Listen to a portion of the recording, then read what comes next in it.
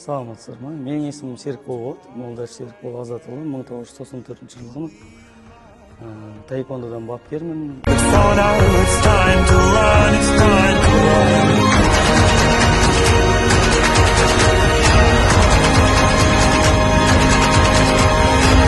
Енді бұл DD-да мен қателеспесем 5 жылдай болып қалды.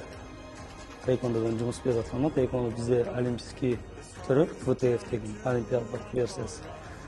Енді балабақшада таеквондоны көп жағдайда таеквондоны кездесіп жатамыз. Менде біраз ата-аналарға айтарым, баланы берсе, кішкентай кезден берсе, қандай спорт түрлерге болады дейді. Мен айтар едім, бассейн, гимнастика, таеквондо деген сияқты балаға нагрузка салмайтын сондай спорт түрлері әдейі қарастырылған. Сондықтан бұл балабақшаның бағдарламасында бар. Ешқандай зияны жоқ, ешқандай ауыр көтермейді бұл жерде.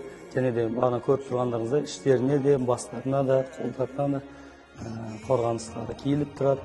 Спорт деген негізі мінез беретін әдістің бір түрі ғой.